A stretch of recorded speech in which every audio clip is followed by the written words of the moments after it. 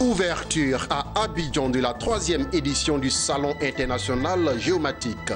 Pendant 3 jours, les experts géomètres vont réfléchir sur le thème « L'administration des terres et le développement durable, quelles solutions pour les pays en quête d'émergence ?» Reprise officielle du processus de mise en place du Conseil national de la jeunesse. L'annonce a été faite par le ministre en charge de la promotion de la jeunesse, de l'emploi des jeunes et du service civique. Et puis à l'ouest de la Côte d'Ivoire, la région du Guémon, précisément à Diogoué, des clubs impliqués dans la lutte contre les violences en milieu scolaire ont reçu des dons. Dans cette édition, nous nous rendrons au Togo où les artisans sont réputés dans la menuiserie. C'est le cas de l'atelier Wood Concept de Lomé. Bonsoir à tous et bienvenue si vous nous rejoignez sur Business 24 Africa, la première chaîne panafricaine d'information économique. La 3e édition du Salon international géomatique s'est ouverte ce mercredi à Abidjan en présence de représentants de 20 pays d'Afrique, d'Europe, d'Amérique du Nord et d'Asie. Pendant 3 jours, ces experts géomètres vont réfléchir sur le thème « L'administration des terres et le développement durable, quelles solutions pour les pays en quête d'émergence ?» L'objectif est d'arriver à des propositions de solutions pour une sécurisation foncière, toujours sujet à une extrême délicatesse en Côte d'Ivoire et partout en Afrique. Lawane Babatunde et Lignon Gilbert. Après les 2 premières éditions, le Salon international géomatique a ouvert ses portes à l'initiative du Comité national de la télédétection et de l'information géographique CNTIG en collaboration avec l'Ordre des géomètres experts de Côte d'Ivoire. Cette rencontre de portée scientifique et technologique accueille les experts géomètres venus de 20 pays d'Afrique, d'Europe, d'Amérique du Nord et d'Asie. 72 heures durant, ils vont échanger autour du thème « L'administration des terres et le développement durable, quelles solutions pour les pays en quête d'émergence ?» Cette question intéresse au plus haut point aussi bien les individus qui prétendent à la propriété foncière que l'État qui en est le garant. Il s'agit donc pour nous de mettre en lumière dans ces premiers temps ce qui est fait, c'est-à-dire les réformes courageuses et éclairées entreprises par son Excellence M. Alassane Ouattara, président de la République de Côte d'Ivoire, à savoir la modernisation du cadastre, la réforme de l'institution l'ACD, la création de l'agence foncière rurale, la création du guichet unique du foncier, ainsi que celle du livre foncier électronique, pour ne citer que celle-là. Cette 3e assise du Salon international géomatique est couplée des 5e universités de perfectionnement des géomètres de la Fédération des géomètres experts francophones. Un moment de partage d'expériences dans le but de proposer des pistes de solutions sur la question du foncier. La FGF, malgré ses faibles moyens, mais grâce à ses partenaires et ses fidèles sponsors, agit pour que la profession de géomètre progresse en qualité dans le monde francophone pour apporter dans son exercice professionnel toute la sécurité nécessaire. Être ensemble, construire ensemble autour de valeurs partagées comme la fraternité et la diversité, c'est d'une modernité absolue. Nous en sommes persuadés. Le Salon international géomatique offre aujourd'hui l'opportunité d'appréhender les contours du foncier en termes de bonne gouvernance, de gestion foncière et d'aménagement du territoire. L'enjeu touche les aspects économiques, sociaux et environnementaux du développement et interpelle les autorités publiques et coutumières, la société civile et la communauté scientifique. Le ministre en charge de la promotion de la jeunesse, de l'emploi des jeunes et du service civique était face à la presse. Le ministre Sidiki Tomoko Touré a annoncé la reprise du processus de mise en place du Conseil national de la jeunesse de Côte d'Ivoire, organe représentatif de la jeunesse ivoirienne. Il a également dévoilé les conditions pour être membre ou éligible au CNJCI et le planning des différentes phases de ce processus. Monesi Nascimento Odifini et Marie Seri. La structuration de la vie associative vise à assurer l'autonomisation des organisations de jeunesse. Pour y parvenir, le gouvernement a créé par le décret numéro 2012-989 du 10 octobre 2012 le Conseil national des jeunes de Côte d'Ivoire, CNJCI. La reprise du processus de mise en place du Conseil national de la jeunesse de Côte d'Ivoire, CNJCI, au cœur des échanges du ministre Sidi Touré, en charge de la promotion de la jeunesse, de l'emploi et du service civique avec la presse. Le Conseil des ministres du 10 novembre 2016 vient de lever la suspension et relancer de ce fait la reprise du processus de mise en place de l'organe représentatif de la jeunesse ivoirienne avec comme clé de voûte un planning réparti en 3 phases. Une campagne d'information à l'endroit des acteurs concernés et impliqués, notamment les associations et fédérations de jeunes, les administrations en charge de la promotion de la jeunesse et les préfectures. La désignation des délégués et l'élection du président du CNJCI par le Congrès constitué des délégués comme dernière phase. Il s'agit d'une campagne d'information et de sensibilisation des différents acteurs impliqués dans le processus. Elle se fait en direction des ministères techniques, des autorités préfectorales, des associations de jeunesse et des partenaires techniques et financiers. Au cours de cette phase, le mécanisme de mise en place, le chronogramme et les conditions d'éligibilité seront portés à la connaissance de tous les différents acteurs.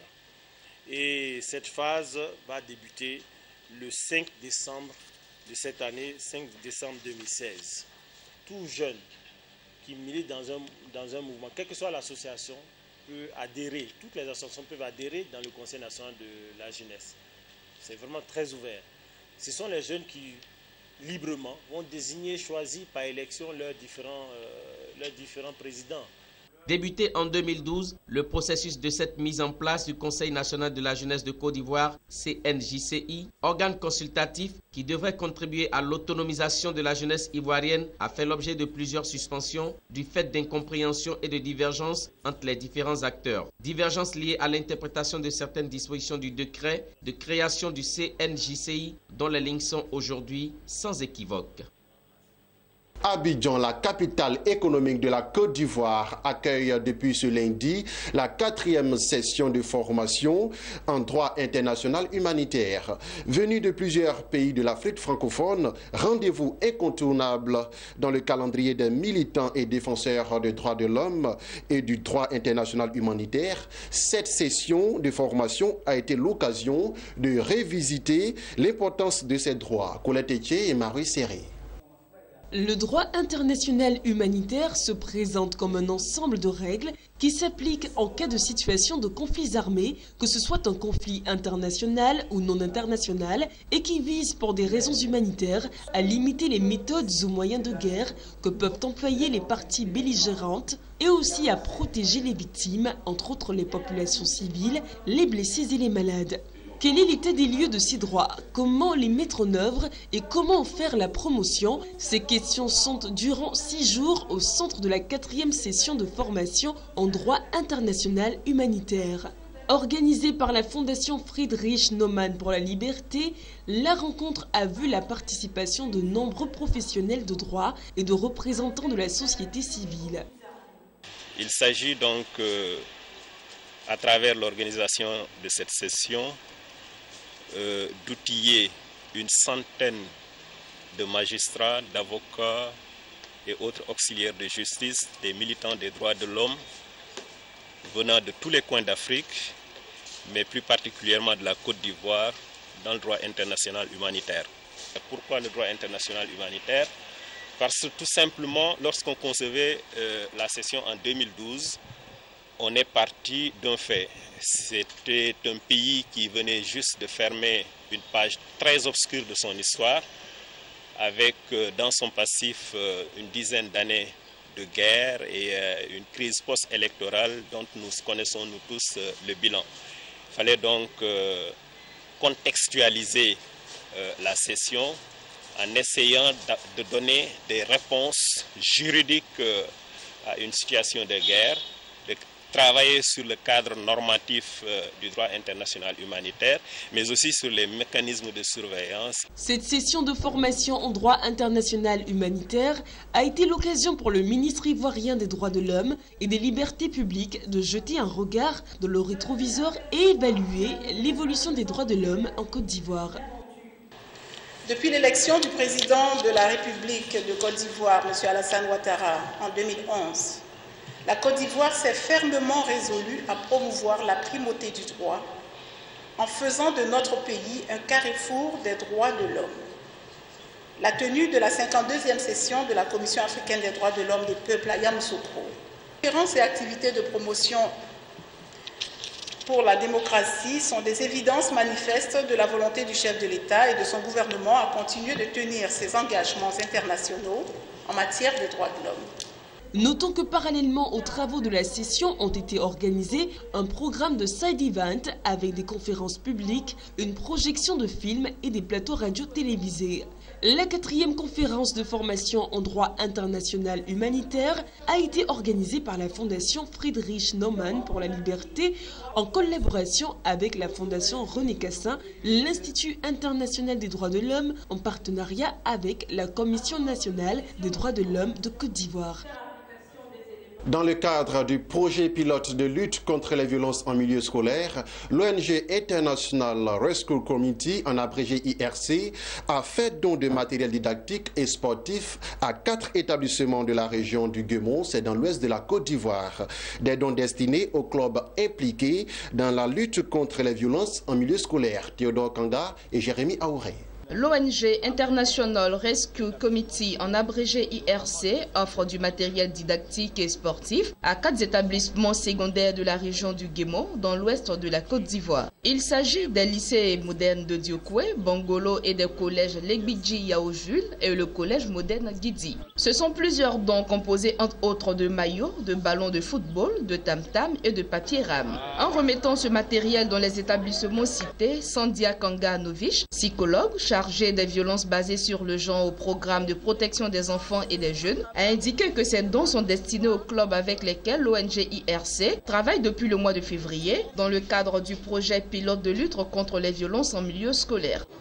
Pourquoi ces dons? Nous travaillons avec les écoles depuis février et nous travaillons avec les clubs au sein des établissements et aussi des clubs filles. Le projet, il faut le signaler, vise à renforcer la cohésion sociale entre les élèves. Au nom des établissements bénéficiaires, Djati Yao Gaston, proviseur du lycée moderne, a remercié l'ONG IRC pour les dons à l'endroit des clubs des lycées et des collèges de la région du Guémon. C'est du matériel exclusivement didactique, de tout genre, matériel de sport, matériel artistique, matériel de bureau, mais aussi matériel de travail pour nos enfants. Donc j'invite tous nos enfants à s'inspirer de cette réalité afin que non seulement nous puissions perpétuer cette belle collaboration, mais aussi et surtout que nous puissions avoir d'autres types de partenariats avec d'autres types d'ONG comme IRC le fait. Koulibaly Apa Patrice, directeur régional de l'éducation nationale du Guémon, a pour sa part invité les uns et les autres à adopter un comportement citoyen avant de dire merci aux encadreurs et aux donateurs. Je voudrais aussi inviter ces élèves-là à cultiver ce que l'ONG nous demande, c'est-à-dire la cohésion sociale, et éloigner de chacun d'entre nous ce qu'on appelle la violence basée sur le genre. La violence basée sur le genre, ce n'est pas uniquement la violence faite aux femmes. Il y a aussi des hommes qui sont objets de violence basée sur le genre.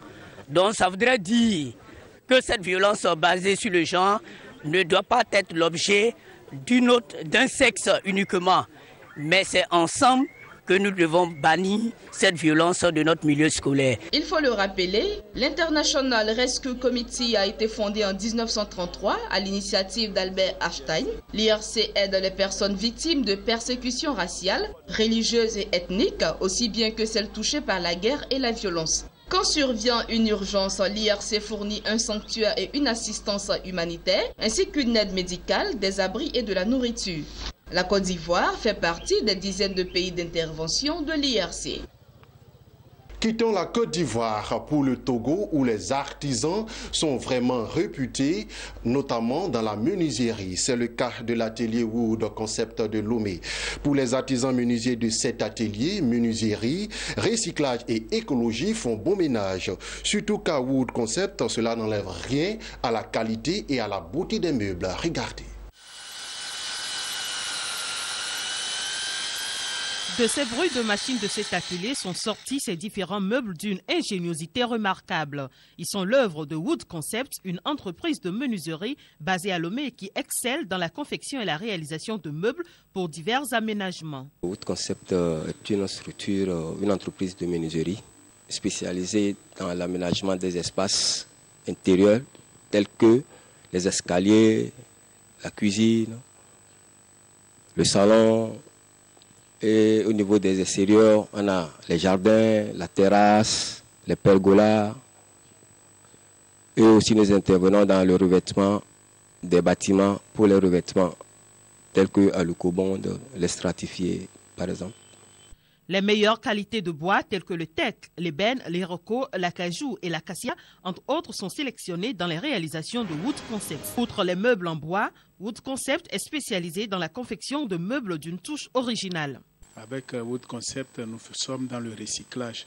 Et ici, ce siège, c'est du pneu sur lequel on a tressé une corde végétale. Donc on fait ici, c'est du recyclage et en même temps, c'est un siège écologique parce que nous utilisons des fibres végétales qui sont naturelles. Et donc à Wood Concept, nous faisons beaucoup de choses, beaucoup de recyclage. Ici aussi, vous pouvez voir d'autres choses qu'on a fait. Ça, c'est du bois, mais à la finition, vous voyez que c'est de la pierre. Donc c'est du béton ciré qu'on a travaillé comme ça. Donc il y a encore d'autres choses que nous faisons à Wood Concept qui sont du recyclage, que ce soit du transformation, transformer quelque chose selon le goût du client ou selon nos inspirations. Une équipe spécialisée de Wood Concept est également chargée de vous guider dans les choix les plus adaptés à votre réalisation. L'expertise et la qualité des prestations de Wood Concept font toute la différence.